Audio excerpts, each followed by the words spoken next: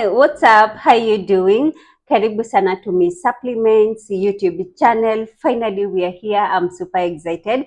I want to hope you're safe. I want to hope you're healthy. I want to hope you're okay. I'm good. I'm okay. Super excited. So let's jump into it. So I have prepared something on obesity.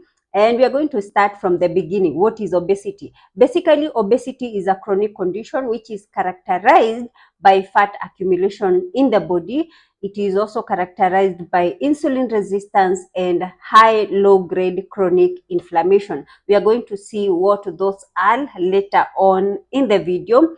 Other than that, obesity can put you at a risk of so many diseases, including cardiovascular diseases, high blood pressure, type 2 diabetes, Cushing syndrome, hormonal imbalance, some mental disorders, especially anxiety, depression, and all that.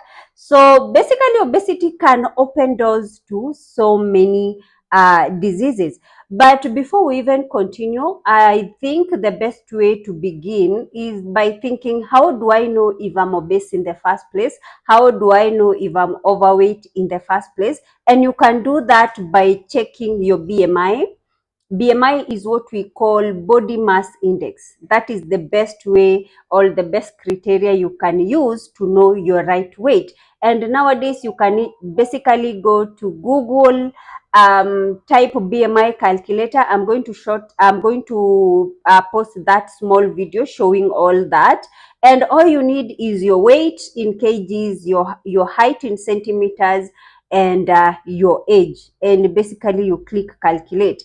The beauty about BMI is that it will show you if your weight is normal, if you're underweight, if you're overweight, if you're obese. And number two, it will show you how many kgs you need to add, how many kgs you need to lose, and basically all that. Now, since we are talking about obesity, there are different classes of obesity. There is class 1, class 2, and class 3. Now, class 1 is when your BMI is between 30 and 35.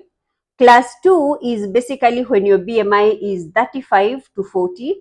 Class 3 is when your BMI is above 40. And by the time your BMI is above 40, you are at a risk of type 2 diabetes, cardiovascular diseases, inflammatory conditions, you name them.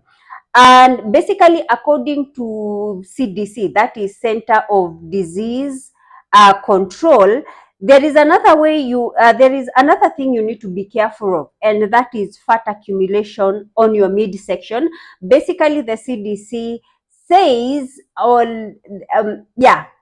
according to CDC, if as a female, your circumference around your waistline is 35 inches, and for men, if it is 40 inches, you are at a risk of getting type 2 diabetes and cardiovascular condition. So two things you need to be careful of. Number one is obesity, and you can check if you're obese by use of BMI. And number two is fat accumulation in your midsection. So let me see. So we are going to jump right into causes of obesity, and we are going to begin with the obvious one, which is lack of exercise or inactivity. And basically, people who work in corporate world and those who love the screen time are so much prone to inactivity. Basically, that means you don't involve yourself in any form of physical exercise. And when I talk about exercise, most of you will think we are just talking about hitting the gym, lifting the weights. No, you can do mild exercise, which are my favorite because number one, they don't interfere with your hormones as you would do strenuous exercises. Alternatively, you can decide to do the strenuous exercises, hit the gym, lift the weight, do the cardios, and all that. So when we talk about mild exercises, we are talking things like, Zumba dance, which is my all-time favorite. You get to enjoy the music and you get to exercise at the same time. You can also do running, you can do walking, the walking like you're late going somewhere. That is the type of walk I'm talking about. And basically, exercise have so many benefits than you may think. Yeah, we are going to look at some of the benefits of exercise. And number one, it minimizes the risk of getting cardiovascular condition. Now, exercises improves blood circulation, and number two, it improves oxygen circulation in the body. And by doing so, you minimize the risk of, number one, getting a cardiovascular condition or chronic conditions like type 2 diabetes, hypertension, etc. Number two, by improving oxygen circulation, you improve mental performance.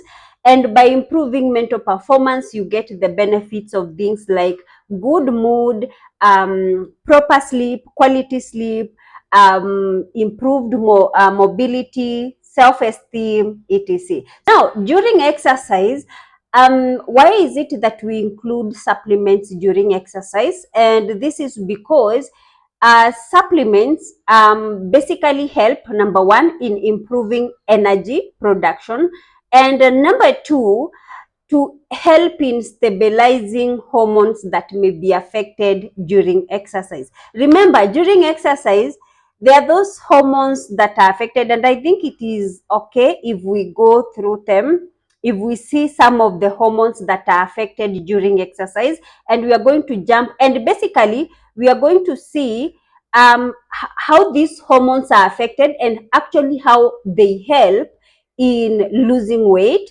So let's see which hormones are affected. We are going to start with the cortisol. The moment you're exercising, exercise can increase cortisol and can lower cortisol at the same time. So let me explain. If you're doing mild exercise, your cortisol level are well maintained. If you're doing strenuous exercises, your cortisol goes high. Now, cortisol has so many benefits in the body.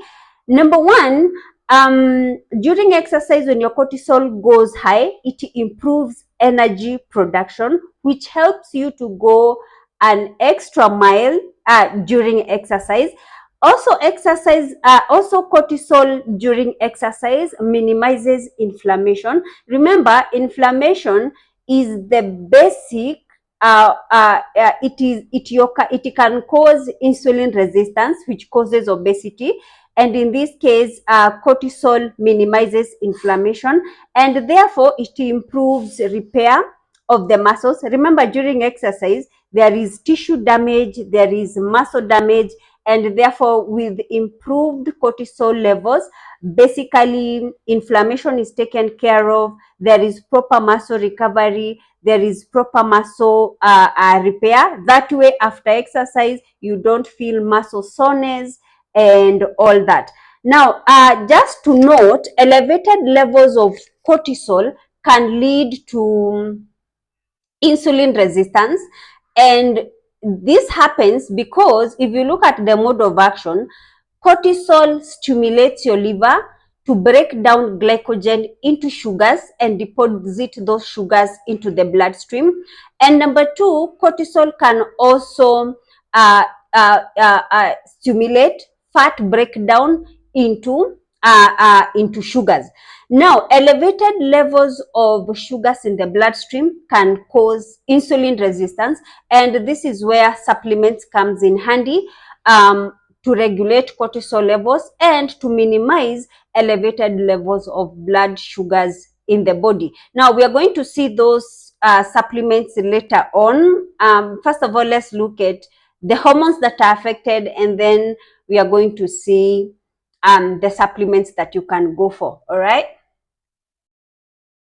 Now, the second hormone that is affected during exercise is adrenaline. I'm sure we all know about adrenaline. Adrenaline is the fight or flight hormone, and basically during exercise, you need that hormone to be able, for muscle performance and to actually exercise. So the other hormone that is affected is growth hormone, and basically growth hormone goes high during exercise to improve on muscle repair and muscle recovery so that you are actually able to work out even further. We do have glucagon.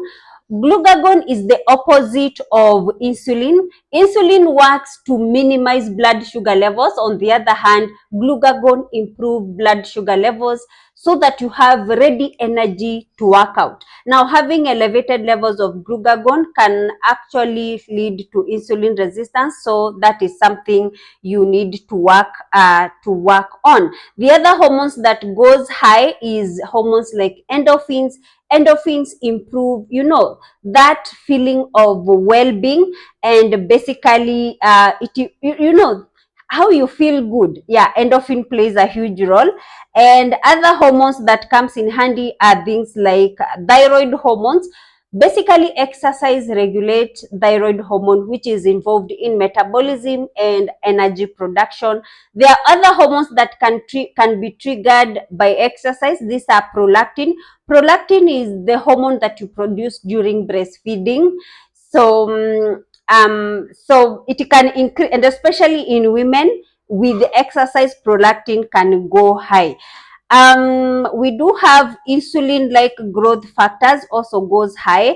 Let's look at some of the hormones that decrease and with a benefit during exercise. And we do have insulin, and basically insulin goes down to minimize sugar absorption, so that when you're exercising, you actually have the energy to do so. Now, we do have other benefits. When insulin goes down, you're actually able to lose weight properly. Yeah, that is a benefit. Other hormones that are well regulated during exercise is progesterone and estrogen. So exercise has so many benefits, not only for losing weight, but actually balancing the hormones, so it comes in handy. So we are going to jump right into some of the supplements that you can incorporate during exercise to minimize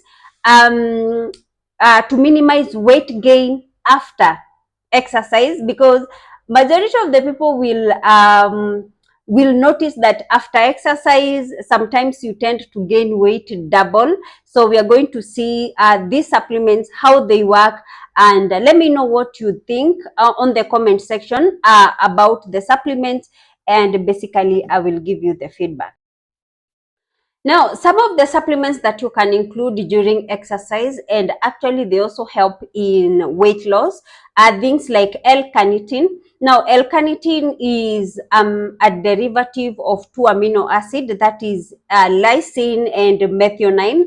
Now, L-carnitine plays a huge role, especially in breakdown of fats into energy, which is a good thing because in obesity, you're trying to minimize that fat accumulation. Also, L-carnitine plays as an antioxidant as well during exercise. Remember, during exercise, you also produce what we call reactive oxygen species, which can increase oxidative stress and damage to the cells. So L-carnitine minimizes the damage that can happen to the cells because of the production of reactive oxygen species. Now, it has other benefits like regulating your blood sugar levels, regulating your cholesterol, and basically improving muscle performance because of improved energy levels. Now, the second supplement you can go for is magnesium, and this is my all-time favorite. And preferably magnesium bisglycinate, or magnesium glycinate, all magnesium taurate, all magnesium L-threonate. All this magnesium, you can use them during exercise. Now, the benefits of magnesium during exercise, it stabilizes hormones, especially cortisol hormone. Remember, we have said elevated levels of cortisol hormone in the body can actually cause insulin resistance, and then you fall right back into obesity. So magnesium comes in handy, especially in regulating hormones, especially cortisol hormone, regulating your insulin hormone. It also plays a huge role in regulating your blood sugar levels by improving insulin sensitivity to the cells. The other thing is that it regulates blood pressure and therefore minimizing the risk of getting chronic conditions like high blood pressure. It has other benefits in the body. Let me first of all get to that. It has other benefits in the body, but since we are talking about obesity and it coming in handy during exercise, so we are going to just put it at there. So other benefits include muscle repair, muscle function, quick recovery time.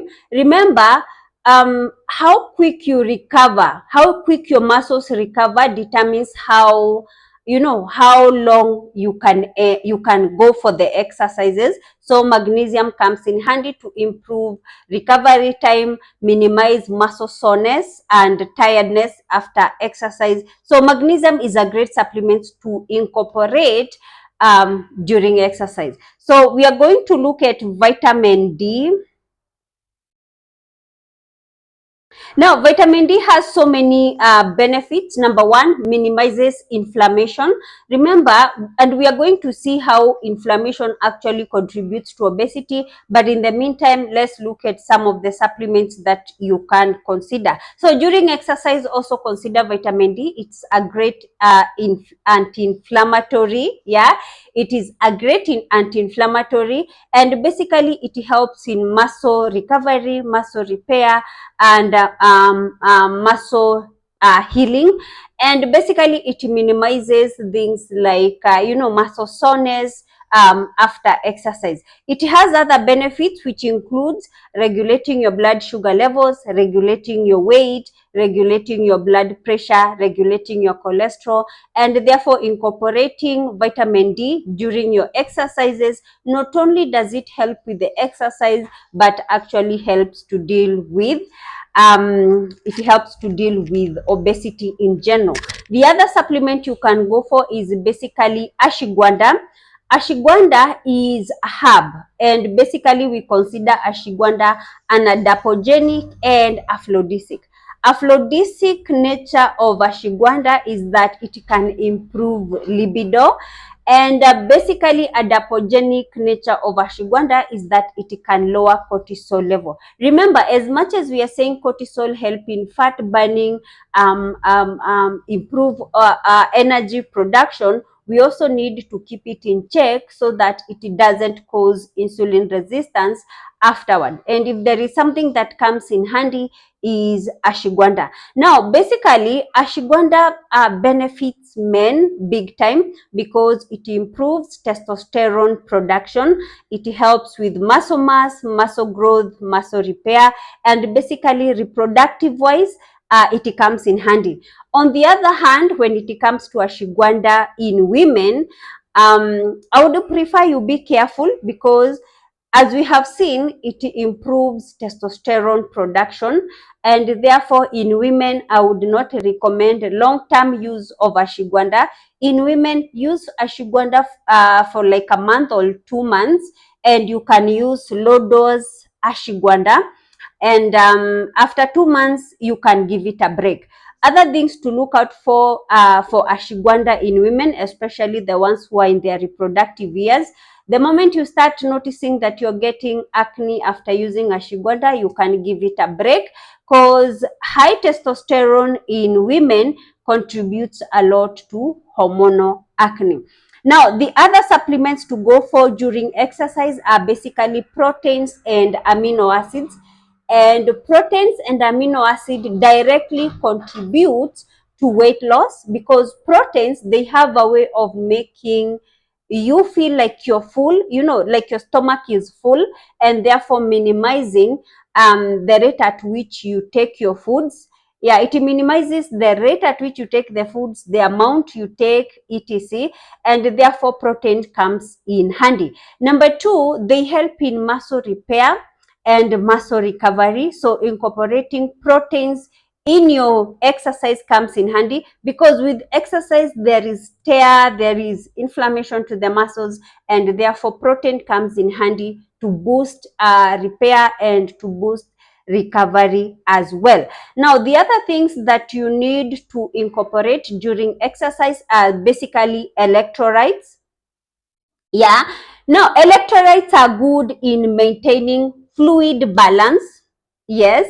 And basically, if you're dehydrated and you're exercising, let me tell you, the rate at which you're going to get muscle cramps is out of this world. So, including electrolyte in your routine or in your supplement category comes in handy. Number one, they maintain the fluid balance. They help with the muscle contraction and relaxation, and basically they help to replenish the fluids you lose during exercise in form of sweat. And basically, also the electrolytes comes in handy in maintaining healthy kidneys. Last but not least, and there are so many others that we can look into, but L-creatine.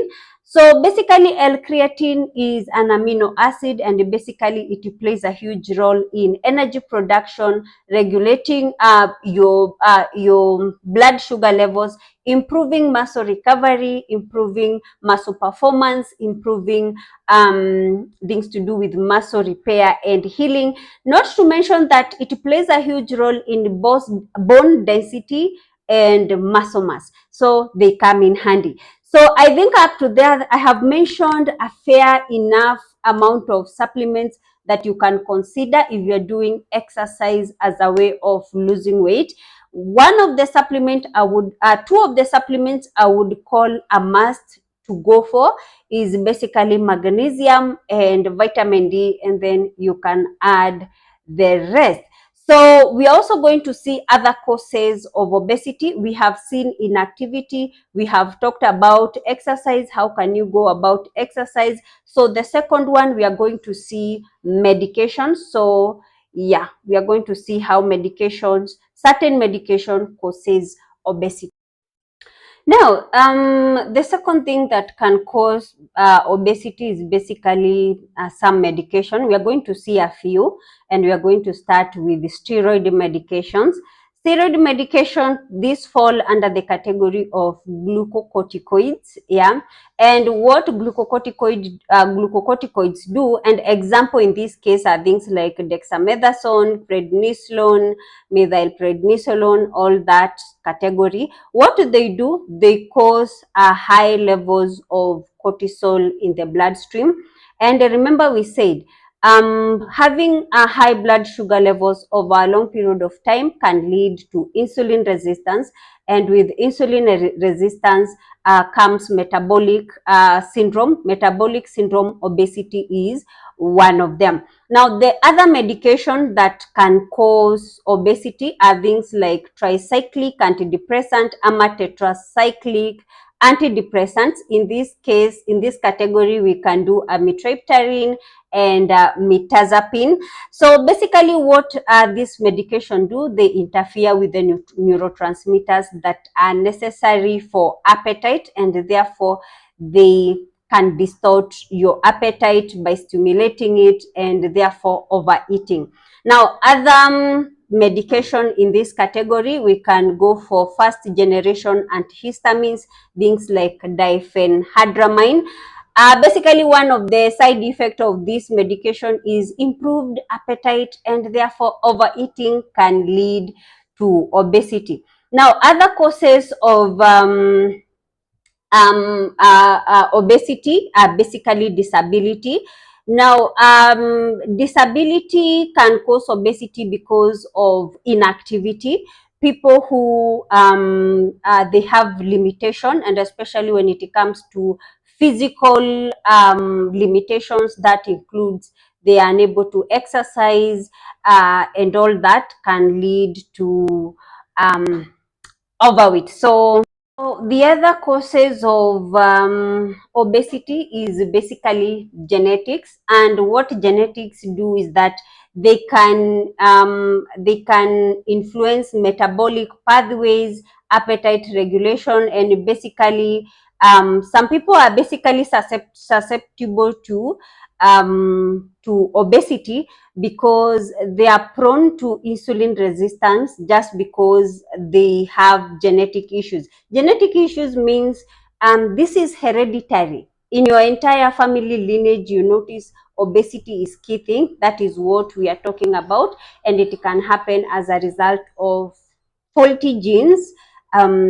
You can receive a faulty gene, and therefore it puts you at a risk of insulin resistance. Now, the other causes of obesity is basically insomnia. Yeah, majority of people don't know this, but quality, if you have irregular sleep, you are prone to being obese. And let me explain as to why. Now, insomnia interferes with hunger hormones.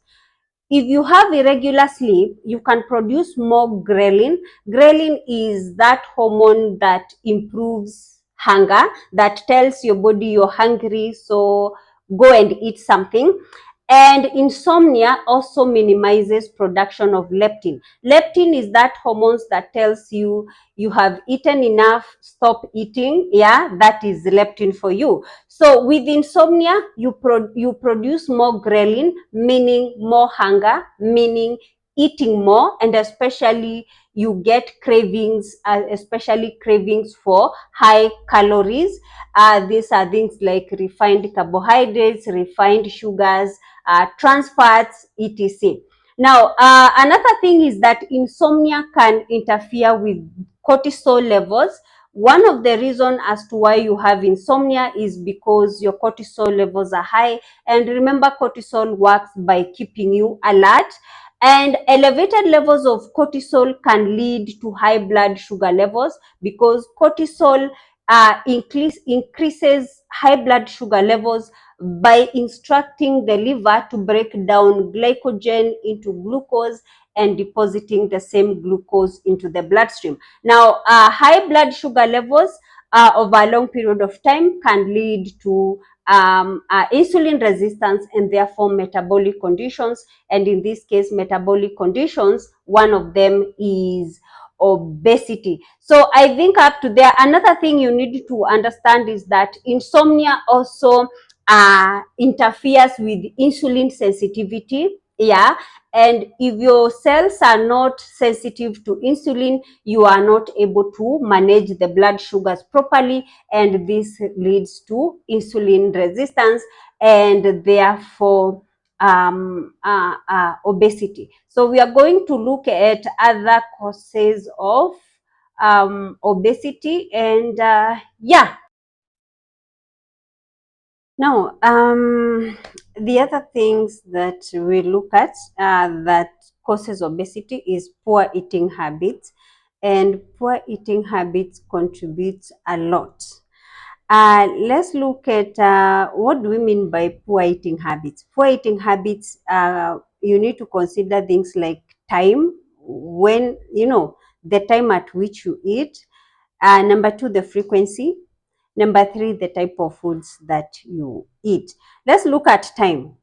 If you're the person that the first thing you do when you wake up is take too much carbohydrates, too much sugars, if you're the type of a person who eat very late at night and then sleep immediately after eating, if you're the type of a person who eats too much refined sugars, refined starches, that can contribute to obesity. Let's look at the timing. When it comes to, if I were to give you like a good schedule for how to do your foods, although we are going to see that this later, uh, you see, first thing in the morning, there is a reason why your cortisol hormone goes high in the morning. Number one is to keep you alert once you wake up.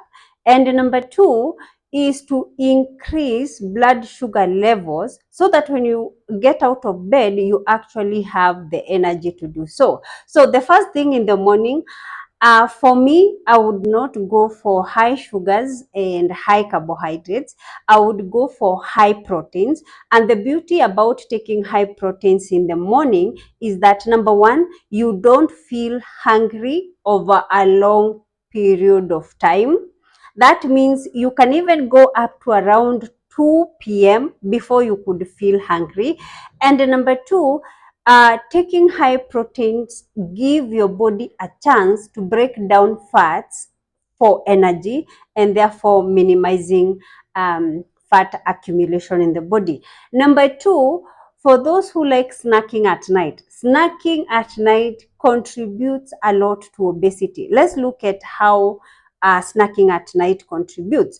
Number one, you notice towards the evening, your cortisol levels are supposed to go down, your insulin levels are supposed to go down, and your melatonin levels are supposed to go high. Now, melatonin is the one that contributes to the quality sleep you get, the sleep cycle in general.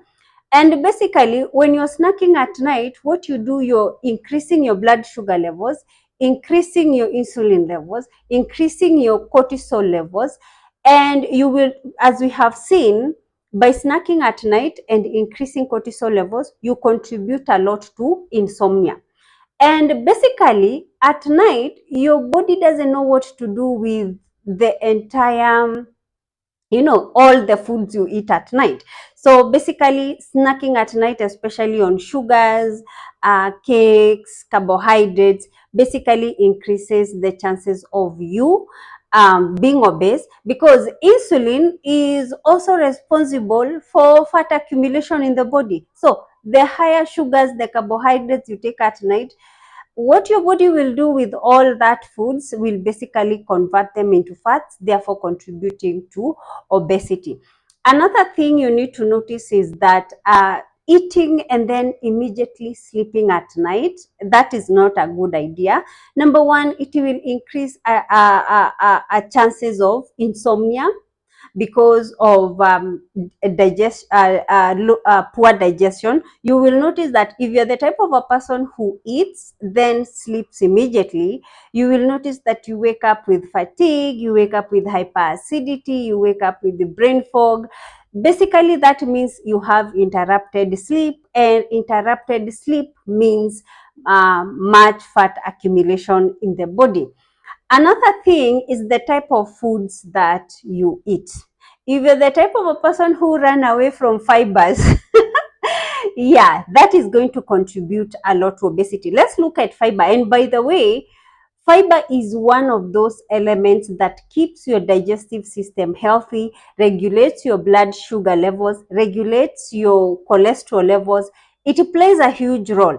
Fiber, not only does it minimize sugar absorption right from your digestive system, therefore regulating the blood sugar levels, and number two, it minimizes fat absorption in your digestive system, and therefore minimizes or regulates fats in your blood system, that is your cholesterol. So that contributes a lot to minimizing obesity. Number two, fiber, especially soluble fibers or all the fibers, they maintain the gut microbiome, and with the proper gut microbiome, digestion is okay, nutrient absorption is okay, and basically gut microbiome also plays a huge role in regulating your weight. Okay, so also fiber plays a huge role in regulating the hunger hormones, especially the leptin and the ghrelin. So by staying away from fiber, what you're doing is that you're increasing inflammation to your gut system, you're destabilizing your gut system, gut microbiome, and therefore increasing the chances of being obese.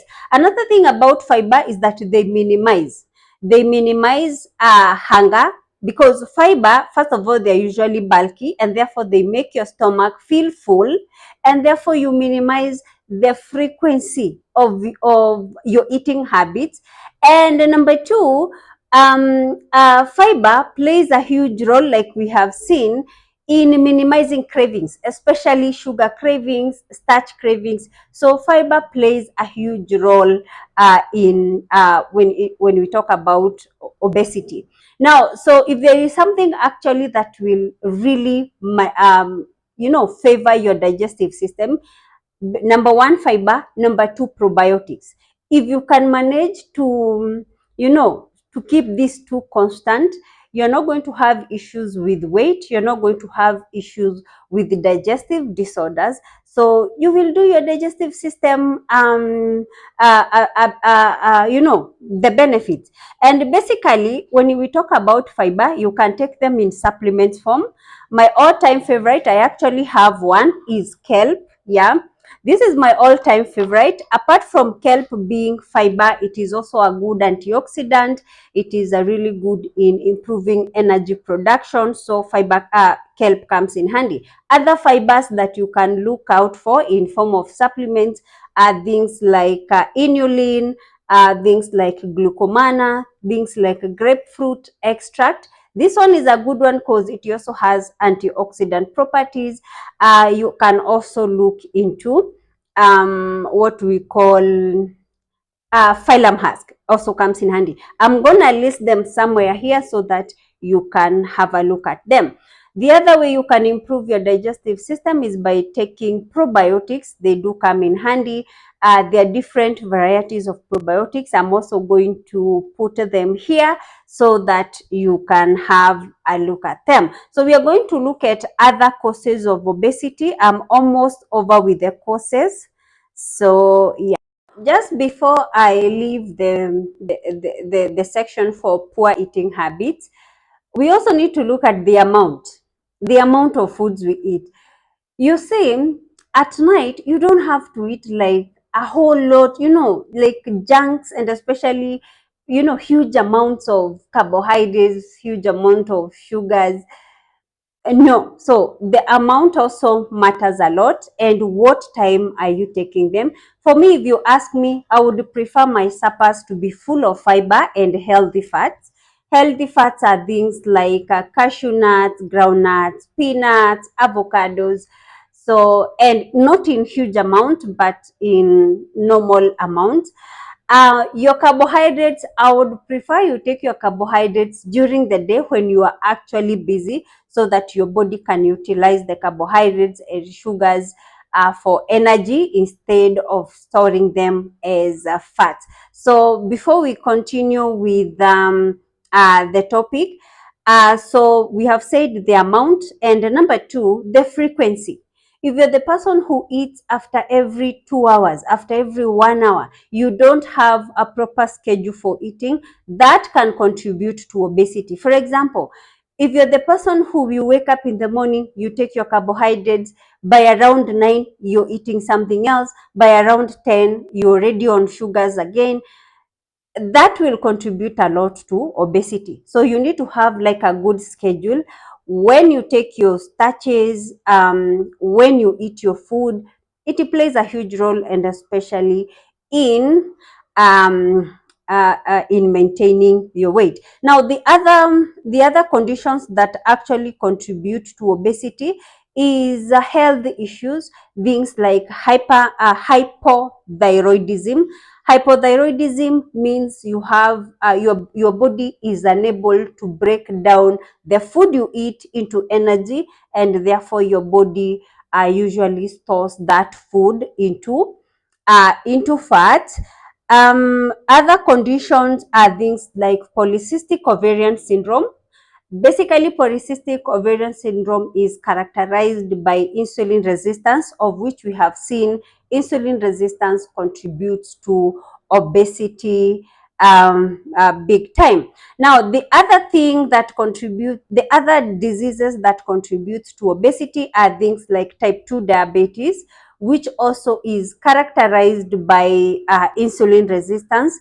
We also have unhealthy gut, and we have also before we even go to unhealthy gut, let's look at insulin resistance and get to understand what insulin resistance is. Now, let me check if this thing is working. All right. So I recorded. Okay. let's continue.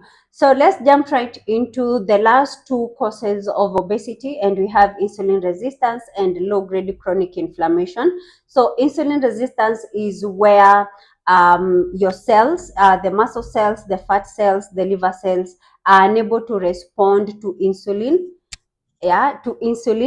and because of that you are unable to control the blood sugar levels properly.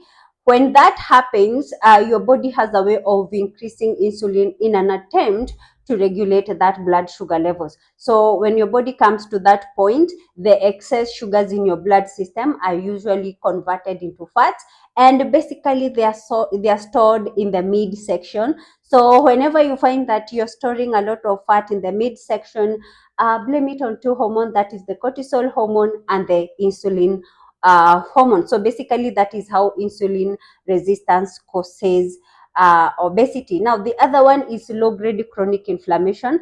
Basically inflammation is a body response whenever there is either cell damage, tissue damage, and basically it's a way of your body letting you know that there is something that is happening that is not supposed to be happening. On the other hand, low-grade chronic inflammation is when your body produces inflammatory markers even when there is no triggers to it. And basically, these inflammatory markers can end up damaging your cells and therefore minimizing insulin sensitivity of these cells. And basically, with that, it means your blood sugar levels are going to be left high.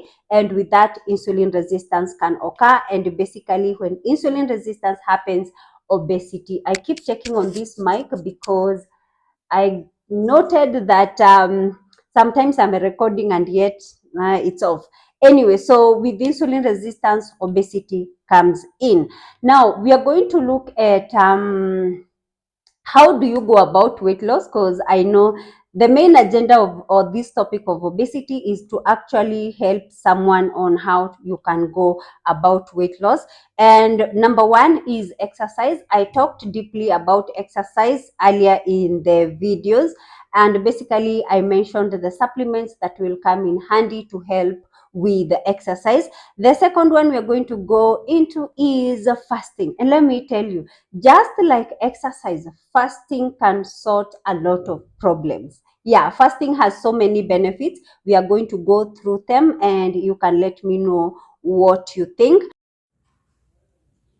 Hi, now my microphone have disappointed me, but either way, we are going to record it.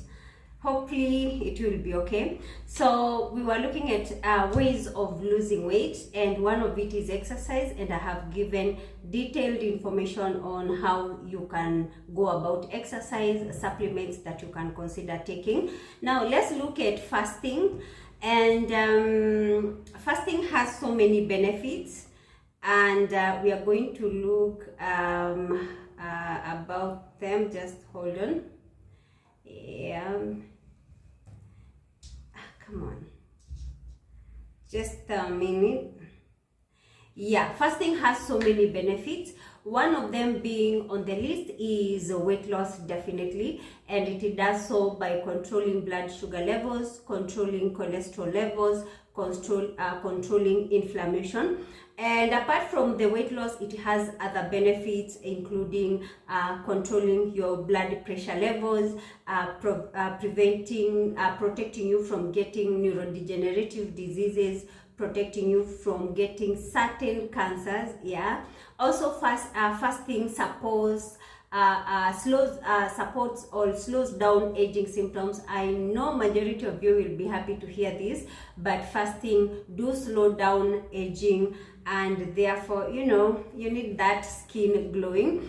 Also, fasting supports immune system, supports quality sleep, supports brain health, and basically protects you from mental disorders. As much as fasting, and I'm going to list all those benefits somewhere on the screen, and as much as fasting has all those benefits, it has the downside part of it, and the downside part of it is where it imbalances the hormones. For example, fasting can lower testosterone levels, and because of that, for men, they end up with low muscle mass, they end up with low energy, and basically low libido. In women, fasting can decrease estrogen and progesterone, and therefore interfering with their menstrual cycle and fertility. Also, fasting is known to increase cortisol, cortisol hormone, what we call the stress hormone, and because of that, you may end up with insulin resistance, because the way cortisol works in high levels, it keeps your blood sugar levels high, and if you have high blood sugar levels over a long period of time, you might end up with insulin resistance, one of the causes of obesity. Another hormone that usually is interfered with by fasting is human growth hormone, but this one is on the good side, because human growth hormone improves metabolism and improves weight loss, so that is a good sign. Another hormone that is interfered with but on the good side is insulin, and basically with insulin, once you put it once you bring it down, you stand a chance of losing weight. We normally say as long as your insulin is high, you are not going to lose weight. So by fasting, you regulate your insulin, and therefore you are able to lose weight. Now, because there is an interference with the hormones, there are those supplements I can recommend that you combine with the fasting. I'm going to name them, and then I will let you know the ones that you can take when you're fasting and the ones that you will have to take once you break the fast. Now, some of them includes B vitamins, vitamin C, electrolytes, omega-3, probiotics, magnesium, and I can see a call. Let's look at some of the supplements that you can use while fasting. Number one is B vitamins, vitamin C, electrolytes, omega-3, probiotics, magnesium, zinc, and inositol. Now, some of these supplements, you can't use them on an empty stomach. Something like B vitamins and zinc, you can't use them on an empty stomach because they can give you nausea and the feeling, nausea, vomiting. So these ones, I recommend you use them once you break the fast. But during fasting, you can consider things like electrolytes, things like omega-3, probiotics. Actually, we give probiotics before meals, magnesium, and what else? Vitamin C. Sometimes when taken on an empty stomach, vitamin C can actually inflame your gut system. So vitamin C also take after you break the fast. Now, the other things that you can consider during weight loss is improving on your proteins and amino acids. Let me tell you, you don't know how much protein plays a huge role in weight loss. And I would prefer, we are going to talk about diet scheduling. We see when should you improve your proteins, when should you improve your amino acids, and when should you improve your fiber. But protein plays a huge role in weight loss. Number one, proteins, they make your stomach feel full, and therefore minimizing or reducing the hunger hormone, which is ghrelin, and therefore minimizing the intervals at which you eat. And basically, the reason as to why you eat many times is that you take high sugars and high carbohydrates, and these two things, they actually don't have sustainable energy, and this is why you keep getting energy crashes now and then. And the moment you get energy crash, you crave for more sugars and you crave for more carbohydrates. But with the proteins, they have a way of maintaining fullness, and therefore you don't feel hungry over a long period of time. The other thing you need to include in your routine, in your journey for losing weight, is fiber. As a matter of fact, fiber can protect you from so many diseases. Remember, majority of the diseases that we normally get, they originate from unhealthy gut system. Just a minute. Majority of the diseases that we get They originate from unhealthy gut system, and if there is something that can maintain a healthy gut system, number one, the fibers, and number two, probiotics. Now let's look at the benefits of fiber, so that, come on, let's look at the benefits of fiber so that you can see widely how fiber basically benefits you. Number one, fiber supports weight loss, and it does so by minimizing absorption of sugar right in your digestive system, and therefore regulating your blood sugar levels. It also helps in reducing inflammation. Fiber also helps in minimizing cholesterol levels, and it does so by minimizing fat absorption right in your gut system. Another thing about fiber is that it supports the gut microbiome. Remember, the gut microbiome has so many benefits in the body, including digestion, including nutrients production, something like vitamin K, majority of which is produced in your colon. So fiber usually maintain that gut ecosystem, and that comes in handy in weight loss. Now the other thing is that it prevents things like constipation, what we call inflammatory, is it bowel movement, inflammatory bowel movement, no, it prevents constipation, and it supports regular bowel movement. And with that is how basically it helps in reducing weight. I'm going to list those benefits for fiber here, and then you can go through them. The other beautiful thing about fibers is that they can protect you from certain cancers, things like colon cancers. They can protect you big time. And actually, like I said, you can combine fibers and probiotics. Those are the two major things that you need to actually have a healthy gut. Examples of fibers that you can go for: you can get fiber in your vegetables, but you can also go for fiber in supplement form. My all-time favorite fiber is kelp. There is also grapefruit pectin fiber, and there is also phylum husk.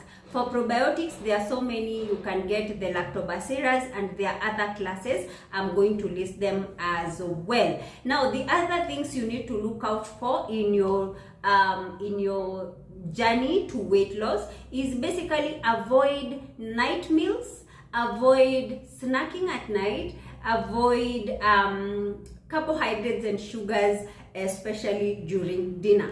If you're the type of a person who you eat, like, let's say 8:30 p.m. and by 9 p.m. you're already asleep, that contributes a lot to weight gain. Snacking also contributes a lot to weight gain, and it is because it interferes with the hormone cycle, on those hormones that actually regulate your sleep. Remember, at night your body doesn't know what to do with all the foods that you eat, and basically I would recommend for your supper you can make them full of fiber and healthy fats. Now the healthy fats are things like peanuts, cashew nuts, groundnuts, avocados. Those foods, they contain high healthy fats, of which they come in handy during the weight loss. So if I were to like put, a meal schedule, I would prefer first thing in the morning. If you're the type of a person, once you wake up, you must take your breakfast. Go for high protein breakfast. As a matter of fact, go for high protein breakfast. Combine it with fiber and combine it with healthy fats. Now that type of a breakfast is going to make you feel full over a long period of time, and it is going to minimize the interval or the frequency you take your foods. And with that, because of high protein breakfast, your body is going to break down the fats for energy instead of solely relying on carbohydrates.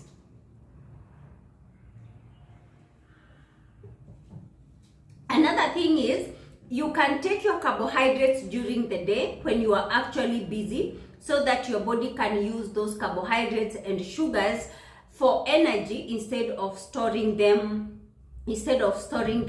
as fats. For dinner time, you can do your fiber, you can do your healthy fats, and you will be good to go.